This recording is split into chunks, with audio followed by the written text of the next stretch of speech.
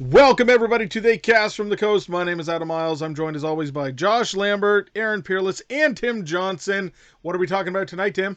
Tonight, the gang will talk about the 2013 remake, sequel, whatever you want to call it, Evil Dead. Stay tuned.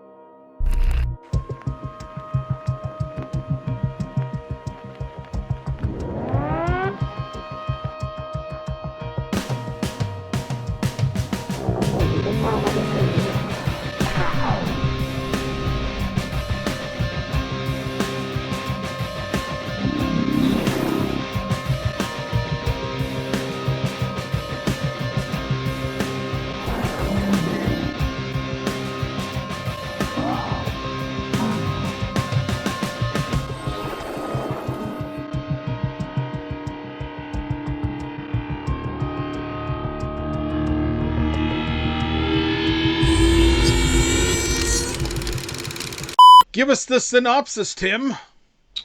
Well, this is a reimagining of the classic tale of five friends who are stranded and isolated in a desolate cabin, only to find themselves fighting for their lives and their souls. David and his drug using sister Mia and her their friends Eric, Olivia, and Natalie travel to an isolated cabin that belongs to his parents to spend a couple days together. Mia promises to stop using drugs, and Olivia, who is a nurse, promises to help Mia in her abstinence. They discover a hidden basement and a book of the dead that Eric reads and unintentionally summons the evil forces of the evil dead. Mia, Olivia, Natalie are possessed by evil, and Eric reads the book to try to learn how to destroy the demons. Fucking Eric. Fucking Eric. Fucking Eric. Doesn't he know with the Evil Dead? Hasn't he watched? Has he never seen the movie? Movies? Has he not watched these films? There's an evil book. You read it, you die. Yep. And what's he do? He reads it. And guess what happens to him? Yeah, but you know what? He goes to great lengths to find out what three words are. Like, seriously. Yeah, you pencil rub, find them, and then you're like, oh. He doesn't half-ass it like fucking Ash does, right? Yeah. Right. He does the pencil rub, Yeah. I used to do that shit when I was a kid. He's a little too fucking curious, that's for sure. Mm-hmm. Serves him right. Okay, so we have in this movie some... I don't get any credit for not fucking that up, guys. You know what? That was pretty good. All right, round of applause. Come on, man. I do not believe in supporting false accolades. Good job for doing the bare minimum we expect of you, Tim. Good job for doing your fucking job.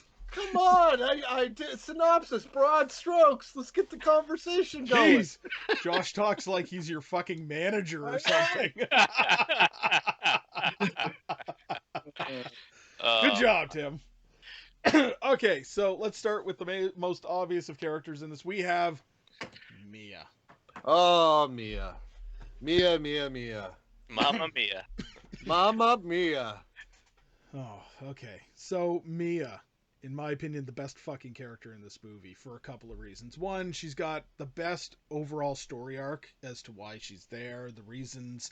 She's got some of the best acted scenes in this movie. But not only that, I mean, spoiler fucking alert, if you're watching this and you've obviously seen the movie, or maybe not, but we're gonna fucking spoil it anyway. But whole fucking kickflip of a scenario with the fucking storyline, and she becomes the fucking Ash character of this. She becomes the badass survivor. Well, that was what was really cool about this movie coming out of it when I saw it, was they took literally the generic broad strokes of Evil Dead and some elements of Evil Dead 2 and reimagined it, but did it in a way that, like, you know, Mia, like you said, she's playing like multiple roles that were normally just played by one person, right? So like the big reveal that, you know, she's the Ash character, it was awesome. It was pretty cool. Yeah. Yeah, I definitely remember walking out of the theater going, "What the fuck? That was that? That was amazing!" Like I wanted to see it again right away. Yeah. Like I could not wait to watch that on a second viewing. You want to know what's funny? Just a side note on seeing this in theaters. So this is 2013. I was super pumped because it's a new Evil Dead, a new entry. I went into this thinking, this is going to be a remake. It might suck. Blah blah blah blah blah blah blah. But then once I saw the car in the woods, I was like, this isn't a remake at all. I said this in our review of this before. I came to the realization like this isn't a fucking remake. This is a sequel. This is another entry in Evil Dead. But so we're there in the theater and like there's people getting up and leaving because they're so scared.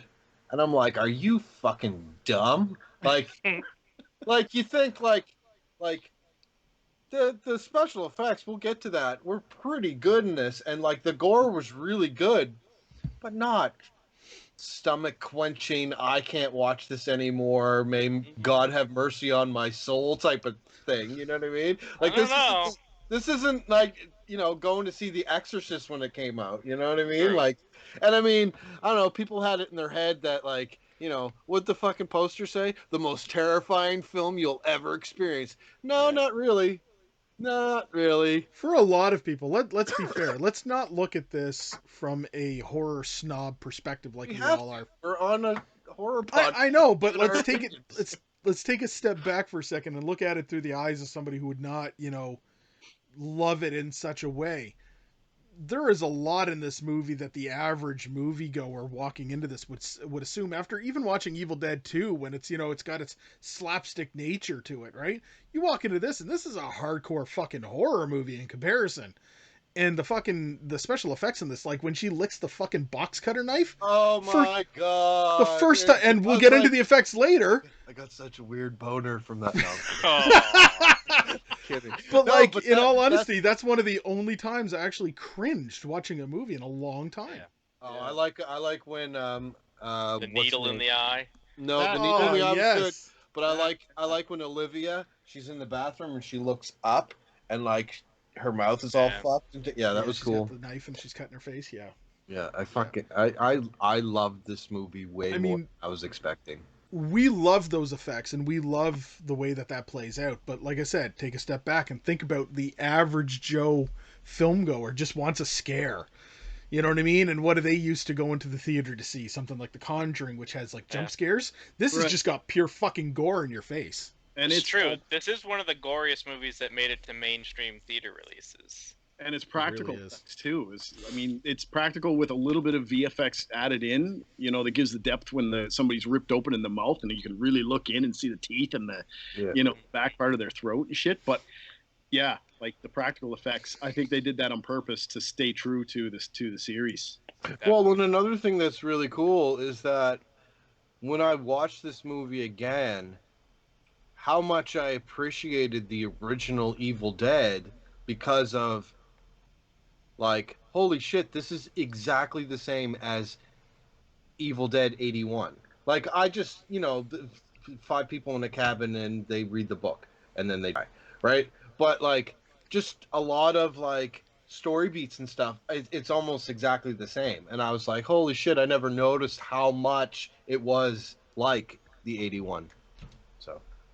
Yeah. No, and it absolutely is. Like I said, the only thing that really, really, really kind of differs is the general story as to why they're there, for one, and then for two, the characters' paths in this movie. There's 5 of them. They all meet their demises in certain ways, and everything else. Similarities to the Evil Dead 1. The beats are there, but it's this character versus this character this time, and it's once again Mia turns out to be the Ash character after fucking dying and coming back to life, and it's weird. It's weird because I feel like this was closer to the original idea that Sam Raimi might have had back in 81 I want to make a horror movie like this, but unfortunately, it became unintentionally funny. Yeah. You know what I mean? And he was like, "Hey, people really responded to that. I'm gonna up that," and we got Evil Dead 2, which is Well, I yes and no, because he always loved slapstick. If you look at his earlier Super 8 films, that's heavily inspired. yeah. But what I mean is that when he made the 81, he was Yeah. making a horror movie that had slapstick in it. Like there obviously are some intentional. Not in the first Comedy. one, not really. Really? No. I wasn't Bookshelves talking to falling on you. Ash. Oh, and they're waving on the side of the road. That's my favorite Oh part. well. That's hilarious. Yeah, but it's not slapstick. Ash is fucking overacting. That's The amount just of Bruce bookshelves Campbell. that fucking This is fall Bruce- on him. This Campbell. Bookshelves. Anyways, the point that I'm trying to make is that I feel that if Sam Raimi could have made this movie back in '81 to look like the 2013, he would have. Yeah, I can definitely Because agree with there's nothing funny in this movie at all. Like it's a straight up serious horror movie. Back to the roots. Yeah. Which was cool. Like I was even expecting like maybe a little bit of like, modern kind of cheese or backward banter or whatever, back and forth banter, but there was none of that. Like it was a serious fucking movie. They were there for a serious reason. The fucking violence is serious. The gore is serious. The stakes are high. Yeah, and at the same time, I felt like this movie really was a love letter to Evil Dead and Sam Raimi's creation, right? Absolutely. Which I like how they don't took the get a turn. lot. I like how they took the turn with that story, with trying to get your friend clean. Let's get her to this cabin. Tell her she's not allowed to leave. That's actually pretty cool because, that's how people have to get clean. They have to face it, right? And to be out in the middle of nowhere with your friends looking out for you, right? And then shit hits the Boy, fan. did you face it, and then some. Well, and to go on top of that, not only was it so much of a, an interesting, take on this on the material and stuff like this. It was very in your face what they were trying to do with the story too. Like, she was there for what reason? Get clean. She was fighting her inner demons. That's the common term that's thrown around about this kind of stuff, right? She has her battles. She's fighting her inner demons. There's, and that comes out in this movie because she's talking about things that she's seeing, and they're just like, you're fucking, you're spiking. Jane, like this movie was good because of Jane Levi or Levy or however Levy. Jane Levy. Like when she was on the bunk beds. And like the intensity of like how like her eyes and the way that she was sitting there kind of like right crazed out. She's the best thing about this movie. Yeah, 100%. Like, she is the best thing. Like even when she gets locked down in the cellar and like just all the little ticks and stuff like and the to fast forward a little bit, when she's dead and he's burying her and her eyes open up and just that plastic over her and like how she's fucking talking and shit, like, she's the best thing, and she's been amazing in everything else that she's done. Yeah, something else we haven't really discussed so far. This adds new lore. This adds new rules, new lore to the Evil Dead canon. Oh, we'll get to that. We're talking about characters, Josh. That's okay. Calm down. Yeah, wait to hear that. Actually, it is. You think my tits are salty? Calm down, Josh. You don't talk to Josh that way. That's right. You don't talk about his tits. Okay. All right. Fine. His untalkable, unmentionable tits. You do not talk about them, Adam. Moving on. The next character that we have is David, Mia's brother. So obviously, David. Did you guys feel like he was the Ash? He was dressed. Absolutely. He was the Ash. He was this fucking handsome fucking I'm gonna save my sister kind of hero. The square jaw. He's the one that had to do certain things. Like he burnt up the friends' bodies, and he was like playing cleanup and trying to like this will never hurt anybody again. and then fucking takes a turn for the worse on him. Nice. I was like, what the fuck? He was trying to rebuild the relationships with his friends though too, right? Because he kind of abandoned them for a bit. His sister had resentment towards him because of not coming and visiting his dying mom, and so so he's trying to rebuild that as well as help his sister along, right? And in that entire rebuilding and rekindling relationship, but when he comes to find out, because his friends hold resentment against him for that, obviously, very specifically, obviously his friend Eric is really pissed off at him over that. They proceed to tell him shit like, this is not the first time that we've been doing this for her. You just haven't been around. Yeah. She comes and she fucking tells her tales and promises that she won't do shit, and here we are again. This is like the second or third time or whatever. So, there's a lot of backstory there that this character has been thrust into hearing about and having to deal with, unfortunately. But yeah, he's the total fucking corner Ash of my character. eye, I saw Adam go thrust. Did I just make that Thrust up? into. Thrust into. I don't know. People are going to be rewinding the fucking episode now and go, did Adam just thrust while he said thrust? He thrust? He thrusted. Okay. Anyway, sorry. Sexually. I think out of all the time that you've said that, and like we've made fun of you for it, and we've said it, that was the best. Yeah. Redoing of that word. Sexually. Sexually thrusting. So.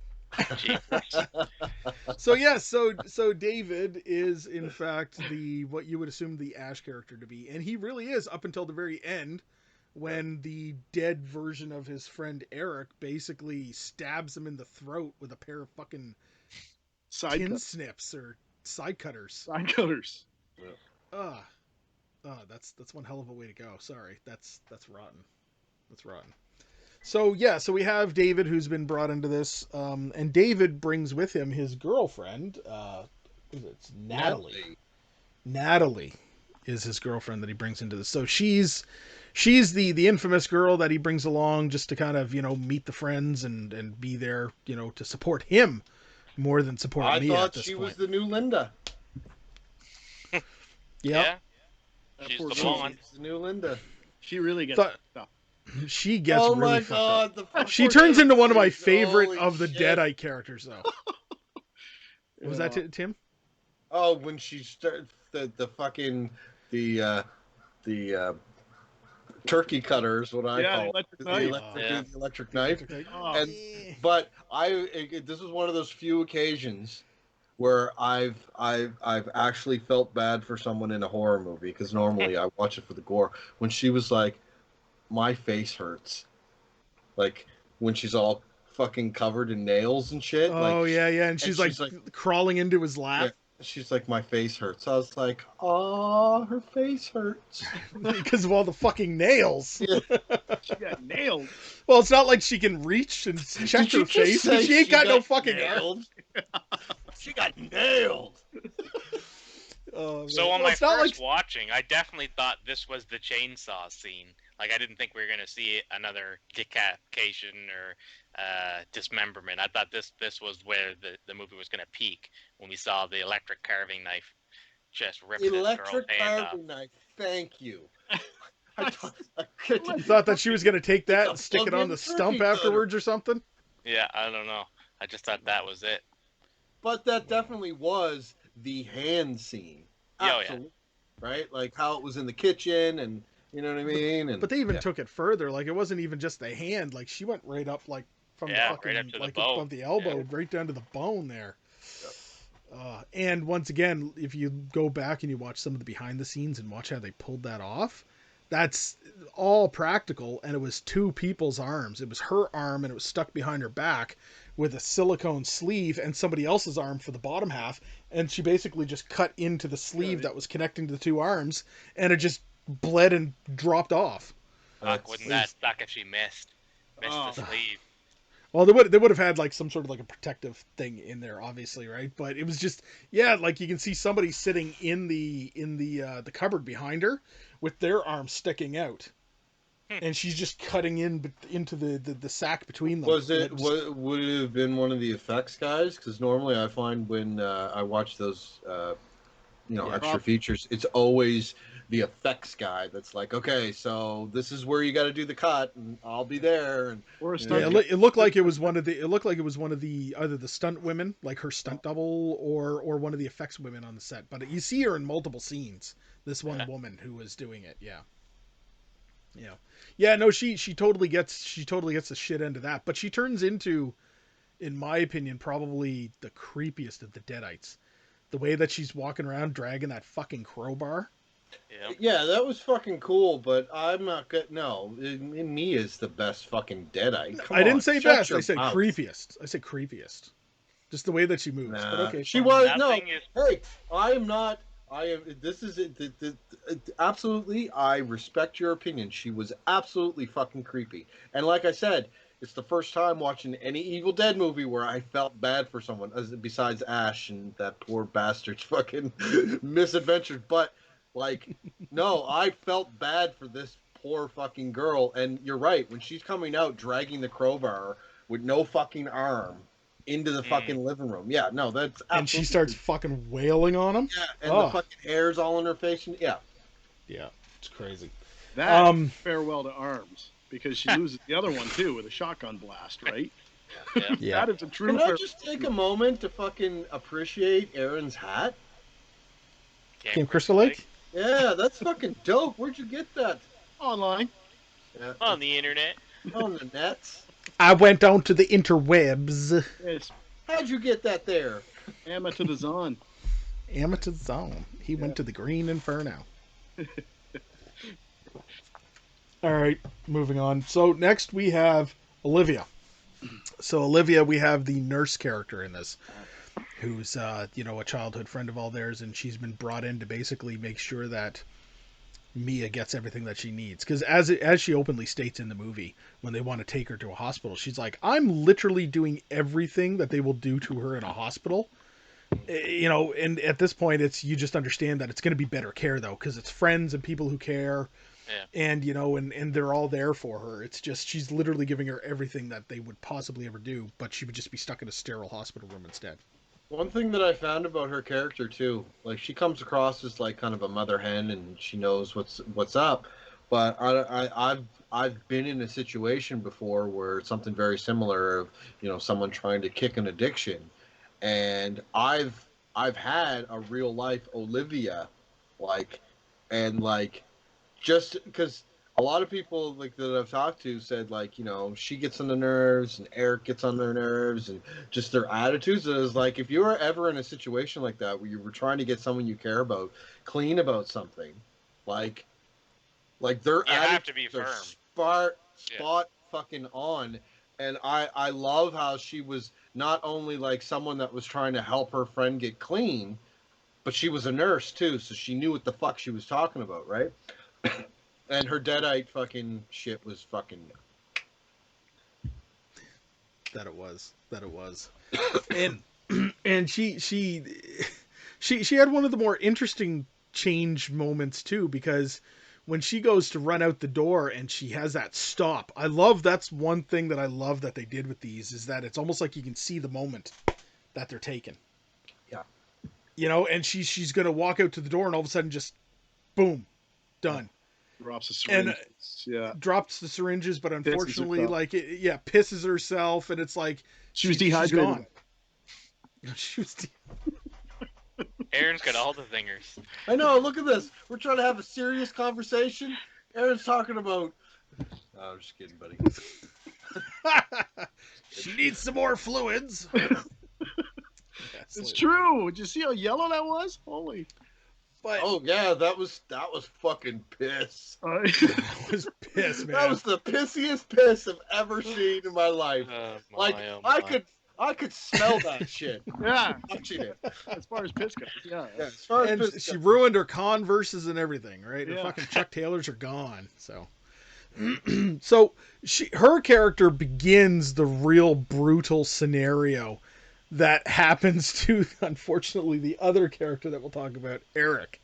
And as much as Eric is like in all honesty, probably my least favorite character in the movie, because I'm one of those people that find that he's an ass. And for good purposes, he's an ass in certain ways, but Yeah, but he's a dick. He fucking unleashes this shit, and he's a fucking hipster. First and foremost, fucking hipster. He's a fucking hipster with his fucking big ideas and his tight pants. Fuck him. Okay? Big rimmed chrome glasses. Yeah, but like, yeah, I always found he kind of reminded me of like Kurt Cobain with glasses, right? Yeah. So Slightly. and then but his death was pretty. I liked. It was pretty dope. Well, see, the thing is though, is that you think that shit hurts. Oh, man, you think he's dead multiple times, and there's just times when he is the fucking punching bag in this movie. Yeah. So the very first Deadite attack that really happens is with her in the fucking bathroom, and she comes at him and she's stabbing him with the fucking syringes, and she ends up breaking one off at his fucking eye socket, which he pulls out afterwards, and like, you know, right when he's putting up his hands and she's like stabbing his hands. Like breaking the glass and yeah. That made me like cringe, because and you know what, they put that in there for a reason, because everybody hates needles. But this close up of him pulling the needle out of the eye, the orbital, and you see the skin coming with it, and it goes like that. You're like, oh man. Yeah, there are certain things that horror directors and producers do that they know are going to get the cringe. You know, the teeth pulling, the fingernails, eye stuff, needles. I try and do the same stuff at the Freak Show Haunted House too, right? To really get people. Yeah, it works. Look at him plugging. Plug away, Aaron. Fucking plug away. As I sit here with my photography it. shirt on. Yeah. So in case you guys didn't know, misunderstood photography. Phantom. Woo! Let me guess. Adam's the only one that doesn't have a fucking. Yeah! Dead girl superstar, bitches! Bro, representing. Yes, Adam. Super salty. Super salty. They're totally salty tonight. Tim, what did they taste like? Well, it just like I didn't see it. I'm sorry, Adam. It's okay. Had no faith. Yeah. It's okay. It's fucking awesome. You do realize you're being recorded, Tim. So he can go back and see that you apologize to him like over and over again. Multiple times. I'm gonna go back and go, I'm sorry, Adam. I'm sorry, Adam. I'm sorry, Adam. I'm just gonna have it on a fucking loop the whole time. Adam's new voice message. Yeah. Yeah. I get a message. I'm sorry, Adam. I'm sorry. I'm sorry. All right. So characters. We got a general gist of the characters here. We know what they're all here for. Can we talk just for a brief moment though about the opening? Yeah, absolutely. That fucking like cellar scene and the fucking the poor little hills have eyes fucking characters. Yeah, and like just I loved this was when I was like, okay, this movie might be good. Okay? Because they're all there in the basement and you're like, is this the basement? Right? And you know, she's like, Daddy, don't do this to me, and he's like, whatever, and then she's like snaps and like she goes full Deadite, and I was like, this is fucking awesome. It's great. Well, there's the so funny much thing mystery. is, Yeah, it was a good opening.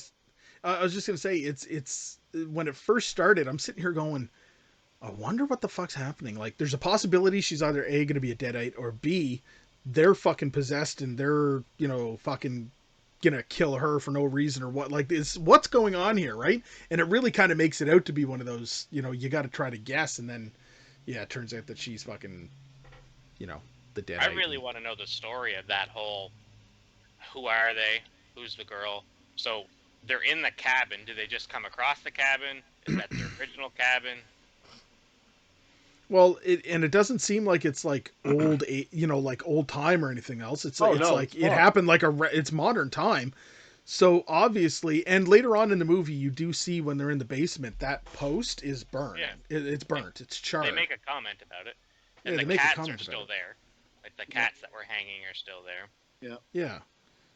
And you're right. It's one of those things. It's like, you know, maybe they just, I get the impression after watching this many times that they took her to the cabin to get like it's a secluded cabin. It's out of the way. They didn't do it in town. They didn't do it wherever. It was just like this is a location we can take her and not have to worry about it.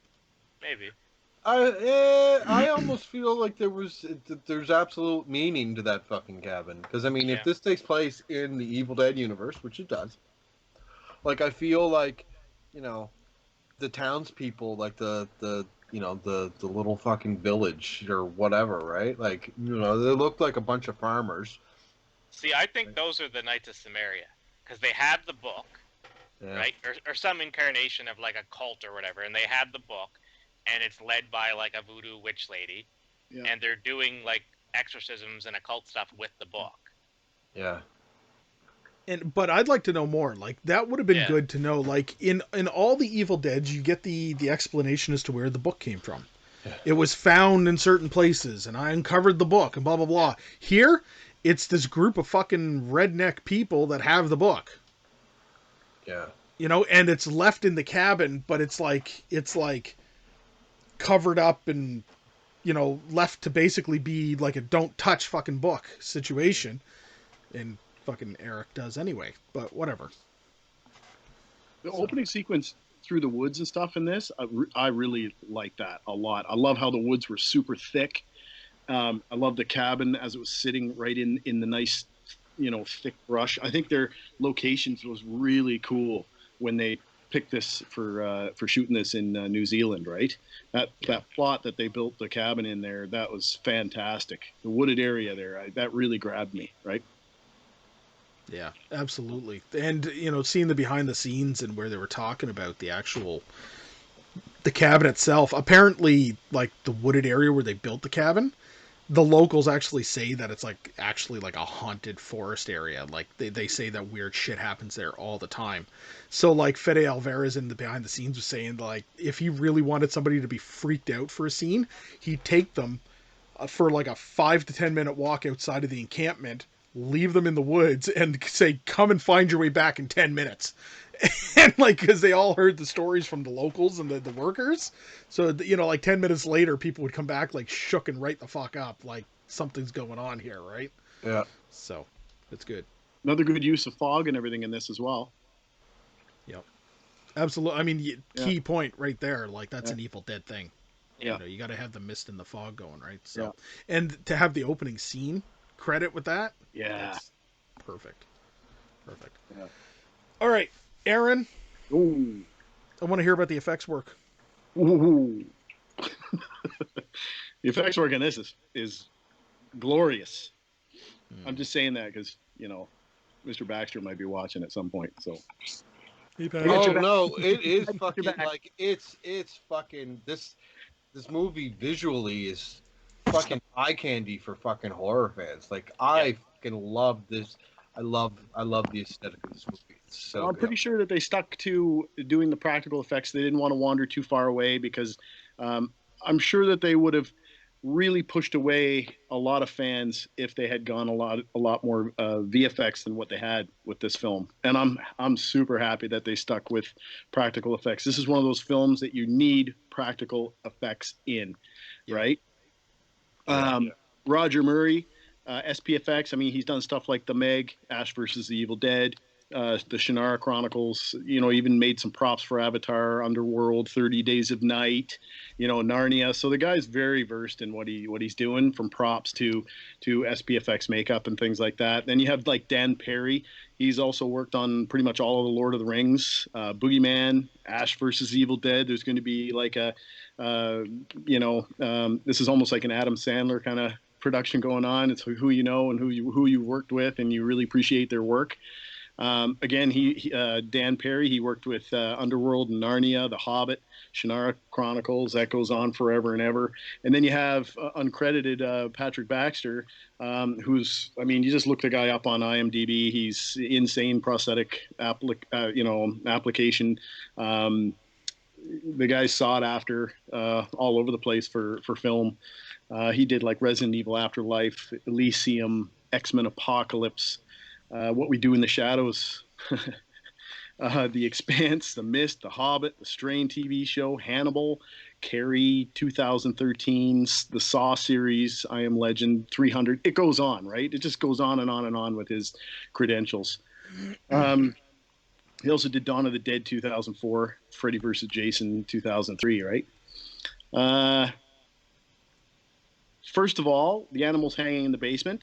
Thought that was really good. The burn scene was very intense. The contact lenses were awesome. But if you noticed, I think all the contact lenses were the same color. Oh, yeah, no, they were, because I literally, as you were just talking, I was looking through all the photos on IMDb. They have like this, almost like, they look like they're fucking Sith from like Star Wars. Like they have that kind Yellow of Darth kinda, Maul, They were red fade to yellow to orange. Right. Yeah. They worked really well in this, and I have, there's a couple little secret things that happened in the background, and I'm pretty sure that this was one of them. The fact that these were just contact lenses that they had gone down to the local Halloween store, and they're like, we need something, we need to find something. The director wanted to change the look dramatically, and they went down and bought a few pairs of these from the local and stuck them in the eyes. Do you think that maybe they made that decision because of the pain in the ass wearing white contact lenses, like to block out the people? Absolutely be the reason. Yeah, big possibility. Yeah, because I mean, you're still gotta. I mean, there would be a lot more time. They shot this steady for 1 month in New Zealand. I know that for a fact. And then they shot an extra 40 days in the States. From chit-chatting with Pat, he informed me that that's kind of what their shooting schedule was for this. The burn victim, that was very effective, and I'm pretty sure that was a real burn victim. Yes. So when you can incorporate people from having, they've gone through something pretty negative in their life, and you can, say, do you want to be involved in a film because of, the way that you look, and we would really like to have you on board, right? And a lot of people like that will put in to be in films as well. I mean, look at R2-D2 and, all the other movies that have people that have, limbs missing, legs missing. You got zombies in every zombie film that are dragging themselves across the floor that don't have any legs, right? So it's good that they're using people like this. I really like that, because it gives them an opportunity to shine on screen. So that's very effective, and you can tell when the camera pans over, you're like, whoa, holy crap, this is like some serious shit, right? I already mentioned the forest, fog effect, great storyline. I love the drug addict kind of thing. The cabin looks just A1. Very convincing makeup on Mia being a drug addict. So if you had noticed right at the beginning, she was really pale, and they had the bags under her eyes going, like she was really trying to recover from something, or she was on something at the time, and she was trying to come out of it. They really separated her from the rest of the actors who were glowing, and she was kind of pale. Yeah, so I picked up on that right away, and that was really, really, really. The car ended up in the swamp, and I did notice that the shifter in the car was in park. When she woke up from being like unconscious, that was one thing that I noticed. I don't think it'd be in park; it would still be in drive, right? She got into the swamp and then just shifted it into. Fuck it. But she was unconscious. Well, I'm not getting it out anyway. Good sweat and dirt SPFX again.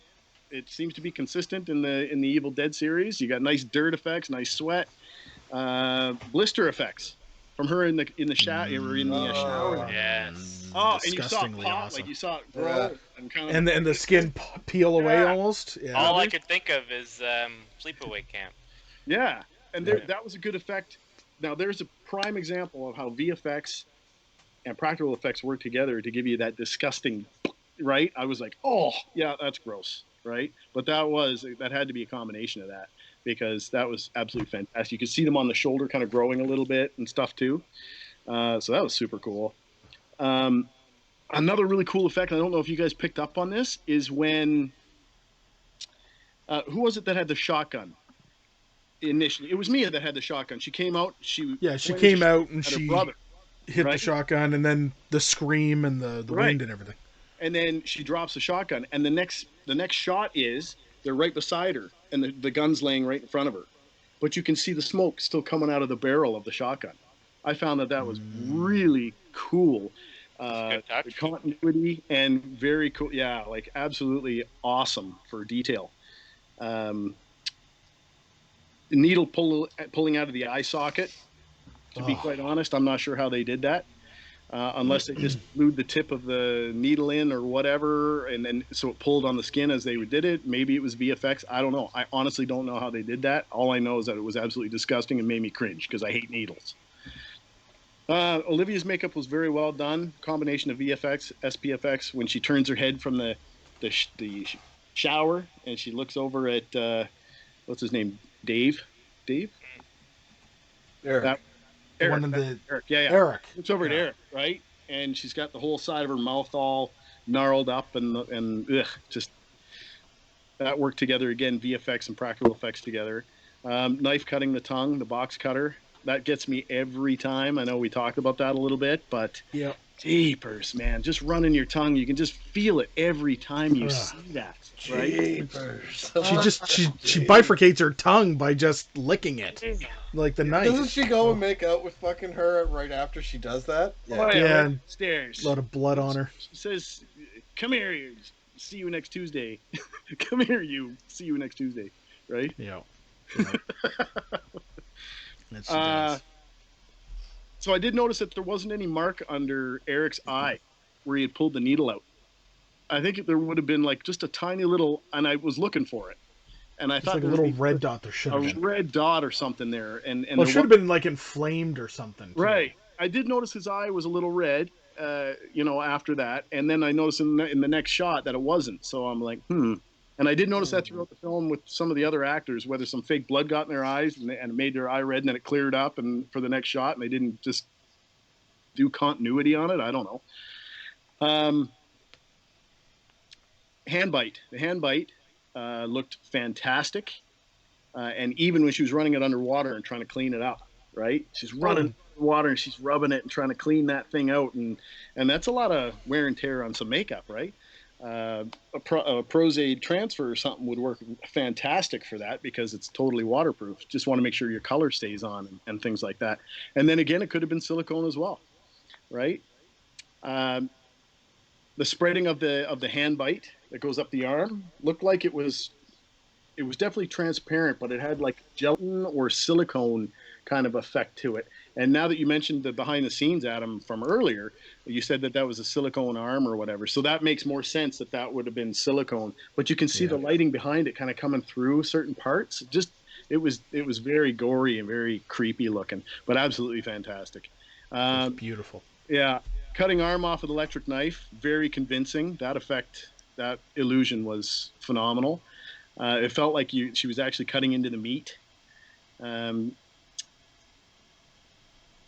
I think that from watching this film, and I came to this realization myself, because of all the blood they used in this, and in talking to Pat, I mean 50,000 gallons of blood. I can't fathom that. Okay, I 50,000. Right. So 1 gallon of blood is like a 4-liter jug, isn't it? Isn't that a gallon? Yeah. 50,000 jugs of milk. That's all I can visualize. Right, and take this into consideration now. So a movie doesn't get shot in order. Right. Right? Because you have to with horror movies like this, though. Well, if you're using that much blood, you'd have to clean all that up, and I would not want to be on that set cleaning that shit up. You shoot scenes chronologically in certain ways. Like when they did this, they did shoot some of it chronologically, but she talked about it in some of the behind the scenes where like they finished doing something, and then literally because it was so freezing cold and the blood was like coagulating in their ears and their nostrils and shit like this, they'd be like literally going out to like under an outdoor shower and like get warmed up and then wait like an hour for them to reset certain things, and then they go and they'd film another part of it. It was ridiculous, but that was Crazy. probably the only thing that they somewhat shot chronologically. And that's what I was just going to say. I was like, there's a lot of this movie that would have had to have been shot chronologically, because I like to clean up all the rest of the blood to shoot another scene that you needed to shoot after blood has been everywhere. That would just be stupid, right? For time purposes and everything else, I would think that they would try and shoot chronologically, and then maybe when they got to the States, if or whatever, they decide to jump around a little bit, right? I don't know. That's when I was watching this, I'm like, there's no way that they could have shot this all. Let's do the big blood scene first and then go back to the cabin, right? I noticed that the shotgun is different in a couple scenes. The stock is different. Did you guys notice that? No, I didn't actually. Okay, that's what I noticed. I might be seeing something, but Well, they probably had a rubber Maybe. stunt one and then like a prop one. Yeah, it wasn't different colors. It was an actual different stock. It looked like, Yeah. right? So I don't know. Why did David try and bring back Mia with a bag on her head? That was one of my big questions. If you're trying to revive somebody, take the suffocation device off the face first, and then try and bring them back. Does that not make sense? I think what it was where she was already dead. I think what it was that he was trying to do was just when he was burying her, not to get like dirt down her fucking throat and shit. Because the bag isn't like over her head, it's just laid on top. Okay. And you can see that. Like it's almost like the bag is just kind of laid on top of it. Yeah, it looked like it was like just a big piece of plastic over. Yeah. Well, I mean, I would take that off if I was going to administer CPR or give her an AED. I would take that off so at least air could get back there while I'm trying to, revive her. But yeah, all right. Did you guys notice that the necklace, again, when she goes to pick it up outside, is in the shape of a skull laying on the ground? Okay, cool. It's also repaired magically. Yeah, she breaks it in an earlier scene. And I did notice when Mia was underneath the Jeep, she had a white piece of cotton in her ears. Probably to stop the blood. Yeah, did you guys notice that as well? Yeah. No. And it was glaring. I mean, I probably would have tried to dye some cotton first or something, let it dry, and then put it in so it blended out. Or even give it to VFX and say, hey, can you fix that? There's a big blaring white piece of cotton sticking out of her nose.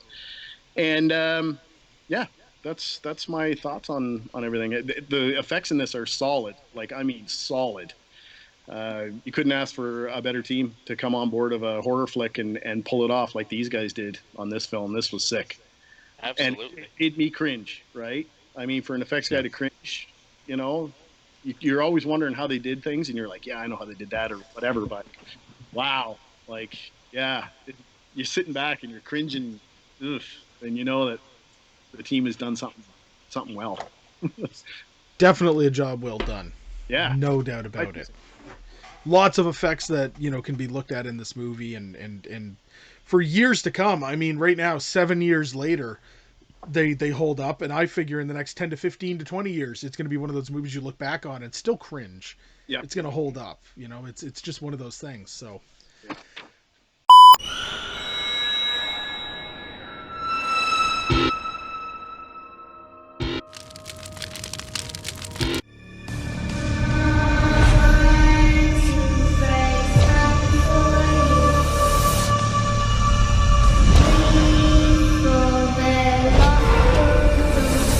Robert Englund here, a.k.a. Freddy Krueger. I'm watching and listening.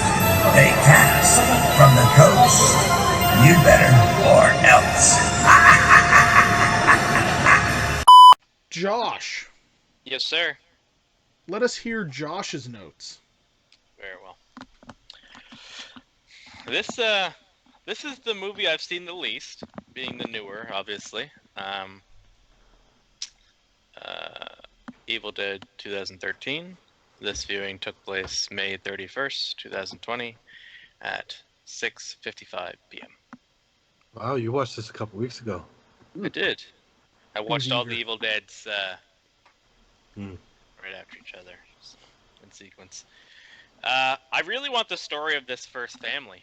I know we kind of touched on this already, but like the burn victim, the no-face guy, this like voodoo witch lady, this dude and his daughter. I just want to know who these people are.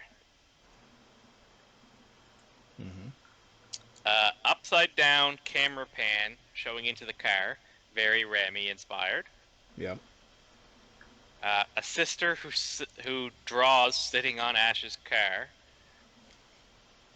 The stupid magnifying glass is back again, and yet it's even uglier somehow. This charm she has. And then she throws her drugs down in the well, and I'm like, is that heroin? Like, holy cow, this lady she's on some heavy drugs. All I could think of myself is, don't drink the fucking well water now, guys. Right? Like, what? Like, everybody's Everyone's like, gonna get somebody will get a glass of super water and be like, oh, damn, I shouldn't have done that. Somebody broke in. Is Mia a Nobi? So do you think these people are like the Nobis? Maybe because of fucking they said it was the family Their cabin. cabin. Yeah. And it never talks about the father. It mentions the mother dying. Yeah. I would guess Nobi would be her grandfather. And the dog is named Grandpa. And you don't get their last names. No. It's true. Because it's just Mia and David. Yeah. Good point. Mia has already died. So it does say that. I said, does this give her some sort of leg up on the demons? He says he'll take her home, just like Ash did with Cheryl. Scene still. Boots on the steps. It was shot for shot. Michigan State sweater that Linda wore is seen. The electric knife mirrors the blender in the original scene. So we get this cut to where they're using the electric knife. Yeah. And it's the exact same again, shot for shot for the blender in the original movie. I love the page design in the books. I never really cared for the cover. It is growing on me, but the page design work in this book of the Necronomicon is really cool. And oh, well, I was gonna say was I like that they did their own thing. Yep. It looked like just different pages, and I don't know. I found the aesthetic was easier to follow along with, like. You know, because it's big pictures, but like I also like that like other people have been exposed to this book and they're like, you know, and the notes are like written in there, yeah, scratched in and shit like that. Yeah, I really dug the aesthetic of the absolutely the Necronomicon in this.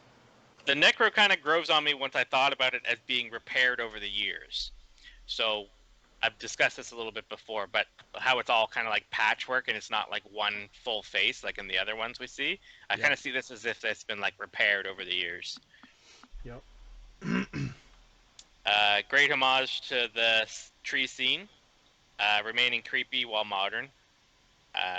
Eric reminded me so much of the guy from Cabin in the Woods.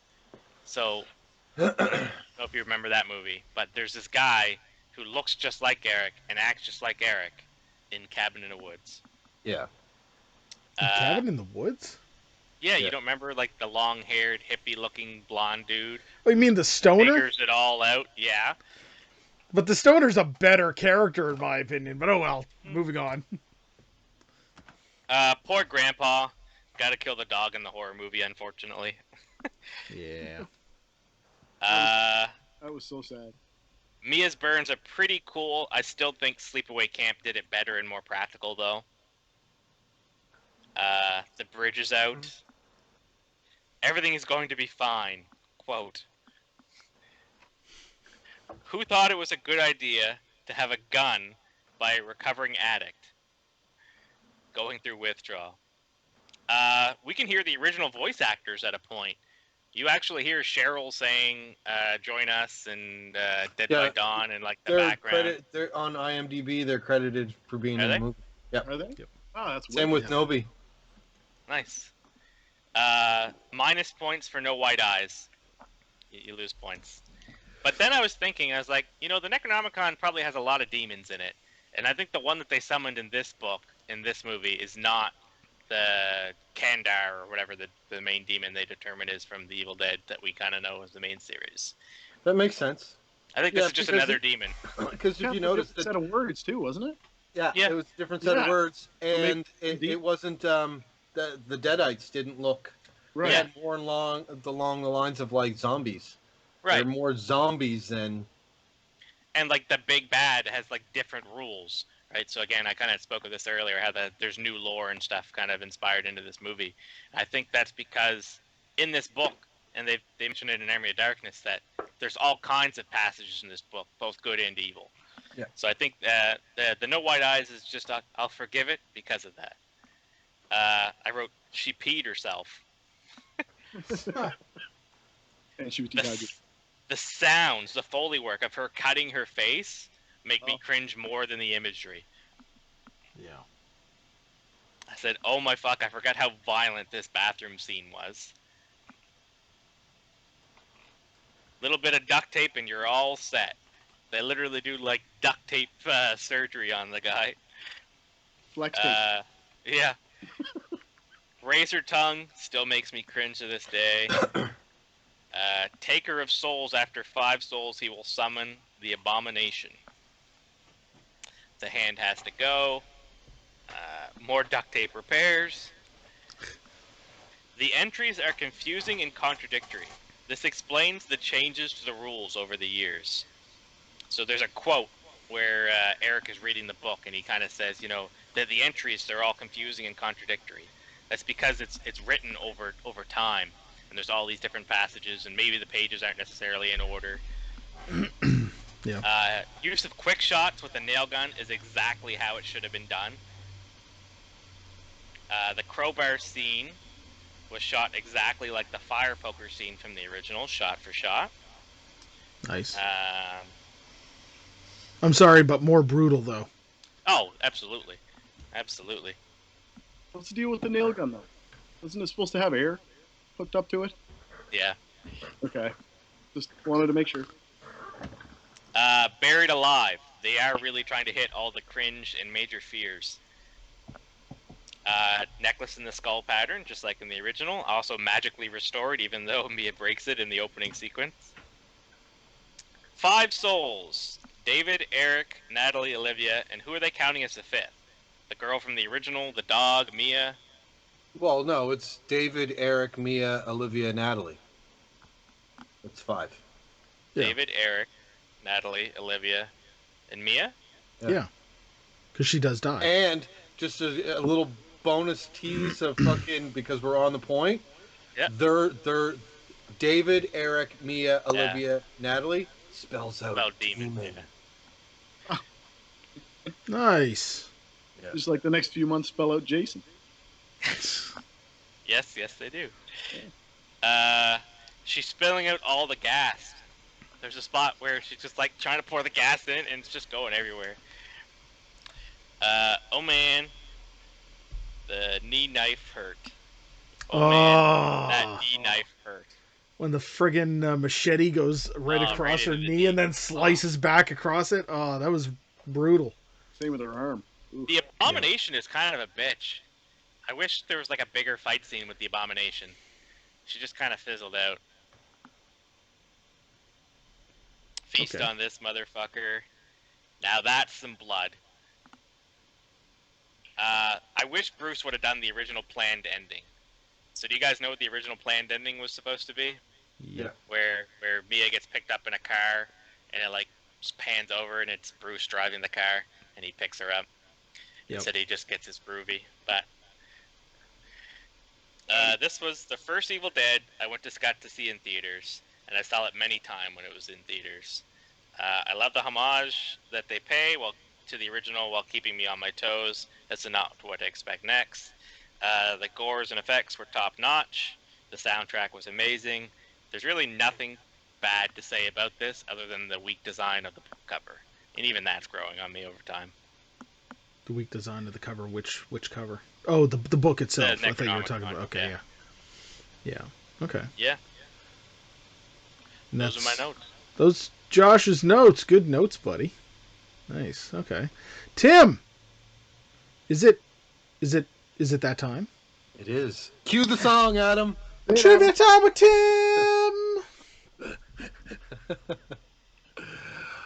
Yeah, so yeah. the first one that I was going to say was the first letters of all the main characters spell out demon, which I couldn't hold because Josh was talking about it, so I had to share. Initially, according to reports in the press, that this film used 70,000 gallons of fake blood, but corrected in an interview with Fede Alvarez said they only used 50. Only. And that was in the final scene alone. Yeah. So yeah, it would have equaled probably. It would have been 70, just and you compare this to the 200 to 300 gallons used in the original. Hundreds. Nice. Oh, no. Can you still hear me? Yes, we can still hear you. I think. Oh. Okay. We're good. We hear you. We're good? Okay. Go ahead. Yeah. Maybe Adam can do a little cut. Maybe No, not. probably Keep going. Keep going. Okay. All right. We'll just fucking half-ass it, Adam. Okay. We'll just make sure everyone knows how unprofessional Tim is. Anyways, continue. Yeah, so Josh is a dick, so is Adam, and Tim's going to quit the show. How's that for some trivia? Woo! I hope you knock your mic over again. Whatever. I hope your chair breaks. Oof. When producer Rob Tapper suggested the possibility of an Evil Dead remake to Sam Raimi and Bruce Campbell, Raimi responded most favorably, whereas Campbell was least enthusiastic of the three. Raimi thought that Evil Dead 1981 was exactly the sort of film that could successfully be updated, reimagined by a new generation of filmmakers, while Campbell was not happy to pass on his iconic role of Ash. He relented when he heard the film would feature a new set of characters and that the role of Ash would not be recast. So that makes sense. The opening scene, in the opening sequence, the petrol or gasoline that Harold pours over the girl is actually apple juice. Nice. Flammable apple juice. Although he has a background in CGI, director Fede Alvarez chose to go almost fully practical effects for this film's visuals, mainly out of tribute to what Raimi achieved with a limited budget back in 1982. Awesome. Many clips shown in the preceding trailers were either not used in the actual movie or were altered when it made to the film. Before they moved on the Ash vs. Evil Dead, which came out in 2015, Raimi, Rob Tapper, and Bruce Campbell confirmed that this film is set in the same continuity as the original trilogy, and they're planned to make an Army of Darkness 2, a sequel to the film starring Mia, and one final film with Ash and Mia teaming up to fight Deadites. Oh, that would have been cool. Since Universal Studios passed on Army of Darkness 2 with Ash's adventure now being told in Ash vs. Evil Dead, the sequel to this film appearing, it basically appears to have been shelved, and it's doubtful this team will ever happen. I'm sour they didn't even get a comic. I know. Like, come on, man. Yeah. The illustration of the Abomination in the Necronomicon is based on the poster for the original artwork of the original film. Yes, it is. In one scene, there are cards spread out on a table. The cards laid out in order that Cheryl reads. That artwork. Yeah. Yep. The cards that are laid out are in the order that Cheryl reads them in the original. Yep. Mia can be seen wearing a Michigan State t-shirt, or sweatshirt, I should say. In the original version, the main character also wears a Michigan State sweatshirt. This is a tribute to Sam Raimi, who's from Michigan. The famous "We're Gonna Get You" scene is shown in the original cut, and this film's trailer didn't make it to the theatrical cut. Mm.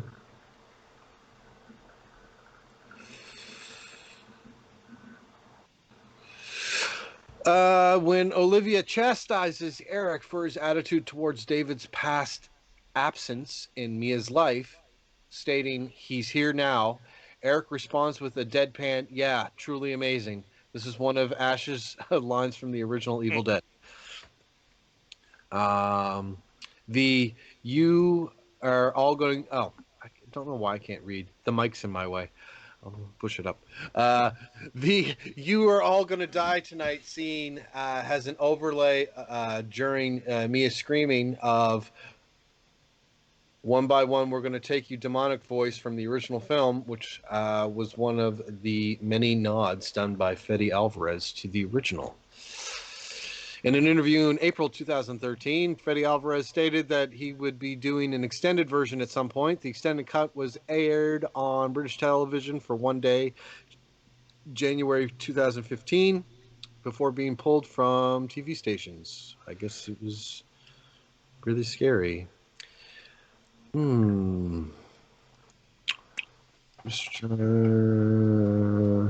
This is the third Evil Dead film to use the iconic chainsaw and double-barrel shotgun, aka boomstick.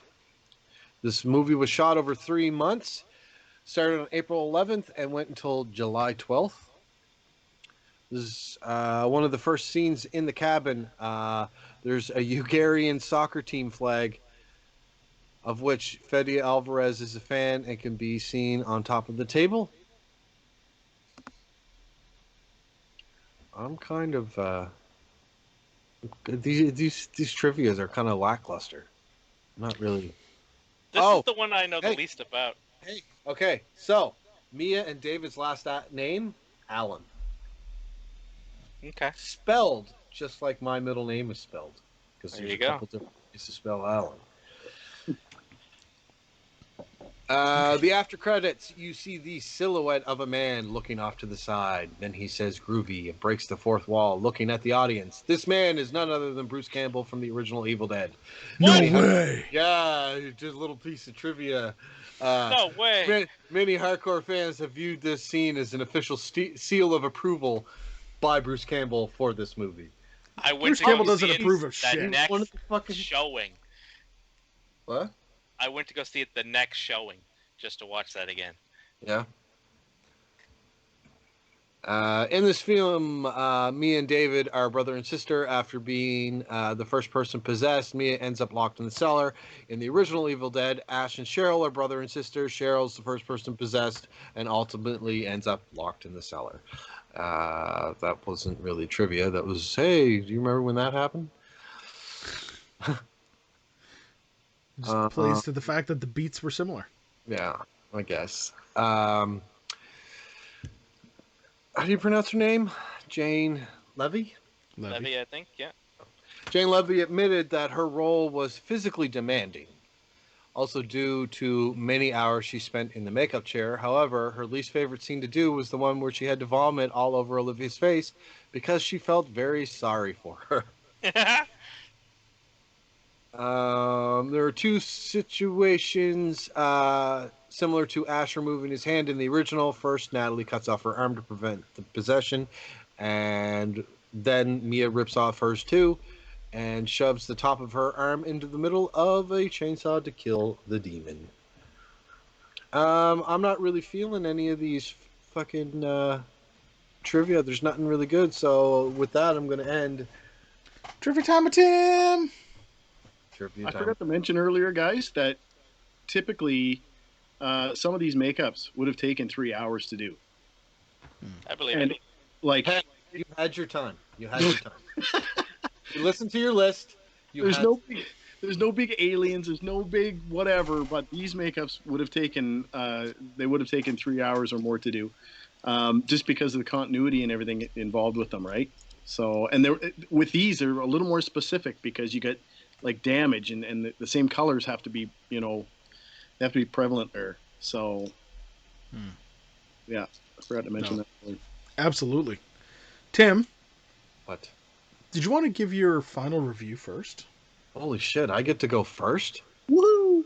It Well, never if you're gonna happened. make that big of a deal about it, we'll move the fuck on to somebody else first. No. There it is. There it is. There it All is. right, Tim, please tell us your final impressions and review of this movie. Okay, so me being a fan of horror pretty much my whole life and seeing many, many horror movies in theater, I feel that when I saw Army of Darkness, I wasn't the horror connoisseur I am now. I couldn't fully appreciate everything that that movie was trying to do.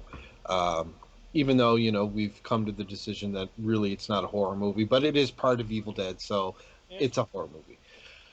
With that being said, having the opportunity to see Evil Dead in 2013, being the huge fan of not only this series, but of horror in general, I was fucking pumped. I was there, first fucking showing here in Halifax, and then I went to see it probably 3 more times. I fucking loved this movie. I loved this movie. Like we've already said, it was one of those few movies that it was being represented like it was a remake, but then it's not. It's another entry into the Evil Dead universe, and it is a remake in a sense of it's retelling the story, but that's no different than what Evil Dead did, or Evil Dead 2 did. So, just to have, not only Ash cameo at the end, but, to have the Plymouth fucking there, and like I was like, hey, this is Evil Dead universe and multiple realities and fucking wormholes, and the Necronomicon looks different, and the cabin looks different, and like I really appreciated it. I was 100% on board. The special effects, the fucking gore had me going. Even the story and the acting, I felt was really well done. Jane Levy was like spot on. She fucking made this movie as amazing as it is. She sold being scared. She sold being evil. She sold being creepy. She just fucking sold it. And I love her character arc in this, going from, you know um, more of the Cheryl character, representing the Cheryl character in this new one, to becoming the Ash character as well. So, yeah, I have nothing but praise for this movie. It feels like I give this out a lot, but I'm giving this a fucking X. Like it's Yeah. one of my favorite movies. I own this movie three versions on fucking Blu-ray just because the covers are cool. Like I got like the steel case one, and it's my favorite. I fucking love it. Anyways, I give it an X. X. X. Nicely done. The actor Levy, was this her first horror flick? I think it was. It was her first horror movie. It's her horror flick, yeah. That's amazing for her to pull that off like that. That's amazing. Oh, the screaming that she could do! I And remember the watching. looks, I think looks, it was one of. I think it was an interview at Comic-Con or something. I think it was Comic-Con, and like every interviewer kept asking her to fucking scream, and like she's on this big televised one, all over YouTube, and she's like, "Really, you're gonna make me do it?" And Fede Alvarez is like, "Do it, do it." I love how he's poking her. Fucking screamed, and it was like, yeah. she's It a was scream queen. intense. Yeah, She's a literal scream scream queen. Yeah. All right, I'm gonna jump in next here, gentlemen. So Wow, you got a lot of nerve, bud. I do. So Fucking deal with it. nerve. Dealing out who's in, like you're some sort of fucking host or Host something. or some shit. Some kind Yeah, of probably. MC. All right, we'll talk after the show. Fuck it. All right. This is the way you do a remake. And we know that this is not necessarily a remake when you actually look at the details of the movie. But let's face it, it was touted originally as a remake. To the general populace, it's a remake. It shares the name and similarity. You know, it's not like it's Evil Dead 3 or Evil Dead 4 or Evil Dead Next Generation or anything. It's Evil Dead. You know, like it goes back and it retells the story in a similar fashion. So, for all intents and purposes, if you're not looking at it from a a point of view like we do with the whole wormholes and alternate timelines and everything else, it's a remake. It's what it is. And I remember going into this movie extremely excited. It was one of those times that I didn't have anybody to go see it with, so my darling wife Mick decided, she's like, I'll go with you just so you have some company. And she could not stomach half the shit that was on the screen. It was amazing. Lame. It was great. Lame. She's not huge on horror movies, and I love her to death. And she went through the movie, and it was fantastic. It was a great night. Date night, guys. Woo. So this movie, it's almost pitch perfect in the way that it progressed, in the way that it completed the story but didn't complete its story, the way the character arcs suddenly changed. I love a lot about it. I do have my gripes with this movie. There are certain things. Fucking Adam. I want to hear. I want to know what his gripes are. My biggest gripe with this movie is some of the dialogue is cringy, and come to find out that it's because the original writer of this movie, his English is not his first dialogue or his dialect. So they actually brought in, and this should have been on I think it was on the trivia too. They brought in Diablo Cody to like rewrite some of the script and properly update the script to English. And Diablo Cody has some cringy fucking dialogue in her movies. And the cringiest fucking dialogue in this movie is when Mia's talking to her brother about sucking his cock. And it seemed entirely out of fucking place in the rest of the movie. Did it? And it did. It really did to me. Like the way that it happens, and she's like kind of crawling up and down the stairs a little bit, and it seemed entirely out of place to me. Why don't you come down? I think that's just what demons do, like The Exorcist. That's like your mother sucks cocks in hell. Yeah. Yeah, but nothing else in the movie really fit that tone with the dialogue. That's what I'm saying. It seemed out of place. You seem out of place. All right, fine. My fucking opinion doesn't matter, apparently. Shut up, Tim. Do you know what, though? Is that the only cringy dialogue? Was there more? Or? Well, when she said that, I was like, oh, whoa. Yeah. Like, where did that come from? I did do that, but I didn't think it was out of place. Doesn't she also call the one right before she makes out with her? Like, yeah. See you next Tuesday, as Aaron Just said? say it, man. We're an adult fucking show. It's a good word. Kunta Kinte.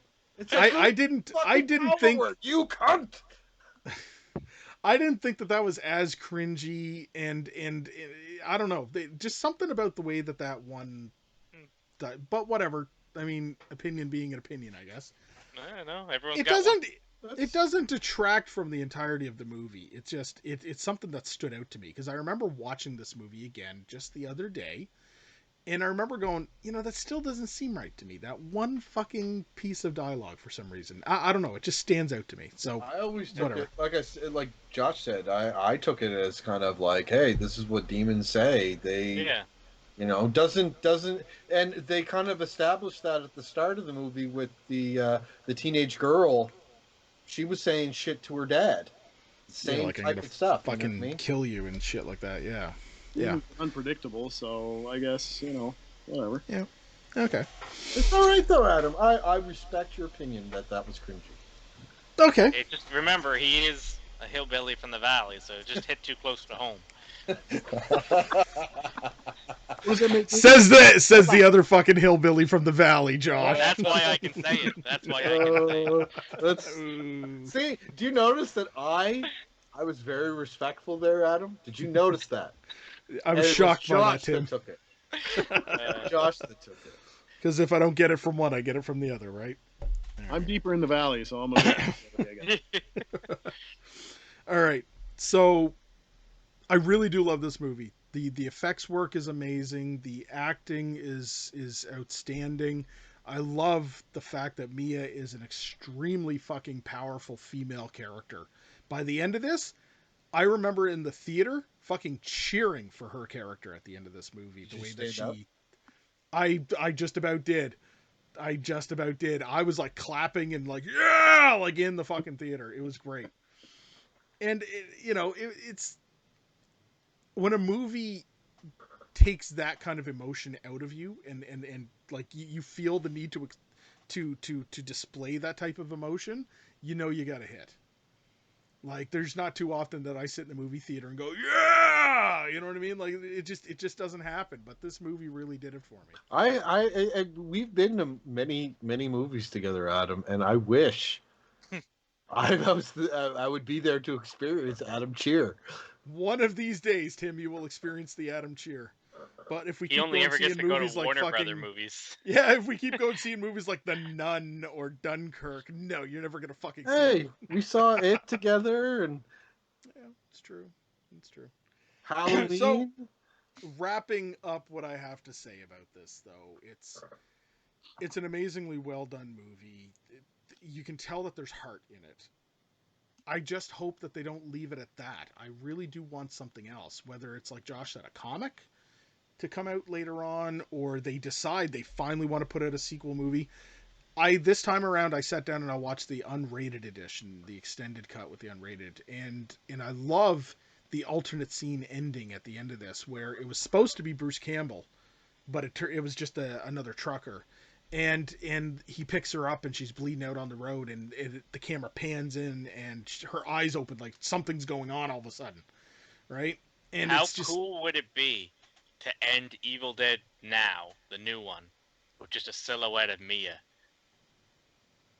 instead don't of even Bruce? go there about the fucking name yet, because I'm still not sold on the name, but whatever. What's it called again? Evil Dead Now. I think it's like Apocalypse Now. Yeah, okay. All right, so regardless, gentlemen, this is a movie that I hold in high regards, and I bought it in multiple formats, and I watched it digital on the extended cut on the projector fucking screen, and I love it. I'm going to be giving this movie a fucking X. Even with the gripe with the Even brother the gripe cocksuckery? was the gripe was the gripe was not enough to Cocksuckery. cocksuckery. The gripe was not enough to deter me from loving this movie. It's just every fucking movie. I can pick out something that I don't like with every fucking movie ever made. There's at least one thing with every fucking movie. As fucking minuscule as it would be, I can pick out something that I don't like about that movie. Okay. This just so happens to be that one thing with this movie. But other than that, I think the movie's this is the John Carpenter's Thing type remake. This is the fucking, this is the perfect idea of a retelling of a story. They got it right. Josh, Yes, sir. why don't you go next? Sure. So, like you just said, this is, in my opinion, how you do a reboot, how you do a remake, whatever you want to call it. When studios are looking for the how do we do this and succeed, this is it. You keep enough in it that's the same to keep the original people satisfied, and you create enough differences that it's a new experience for the original people, for the original fans. They also were able to bring Evil Dead to the mainstream. If it wasn't for this movie, we would not have Ash versus Evil Dead, I don't think. We wouldn't have the TV series. It really did project Evil Dead back into the mainstream.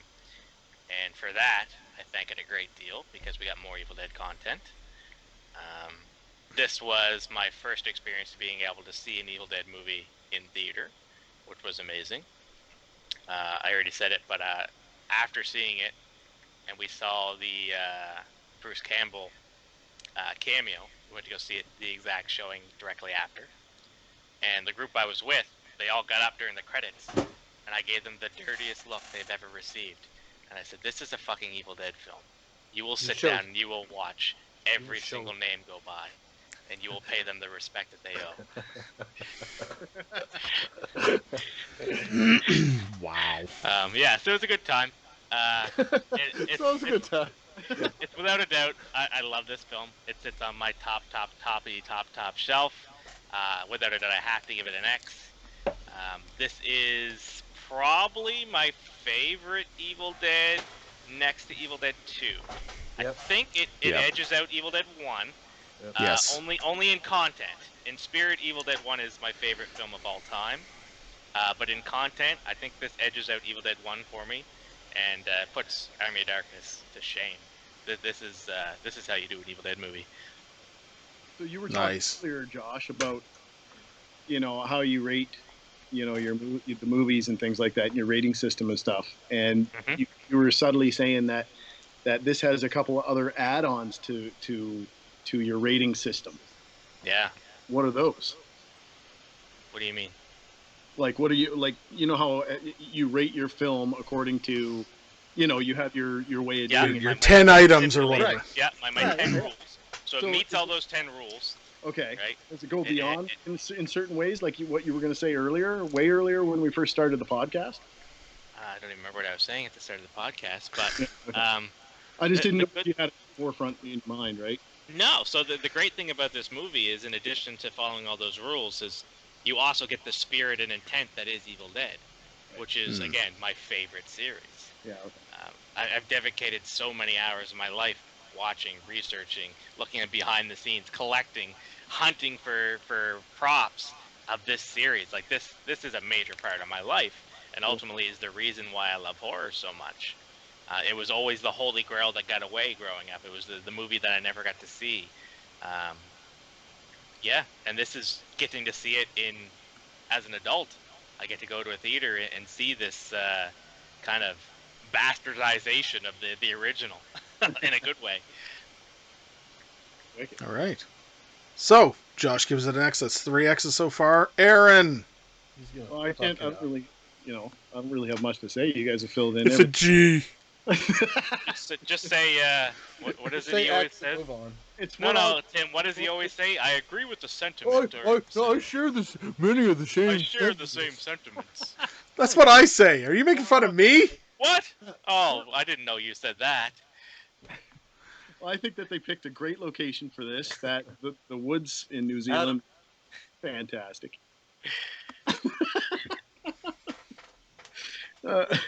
I love the Easter eggs that they threw in for sure. I mean that keeps it, that keeps the tingles going up your back when you're in the theater watching something like this. You see the old Delta sitting there, and they're referencing things here and there, and you keep seeing things like the shotgun and and it brings you back to the series. It really does, right?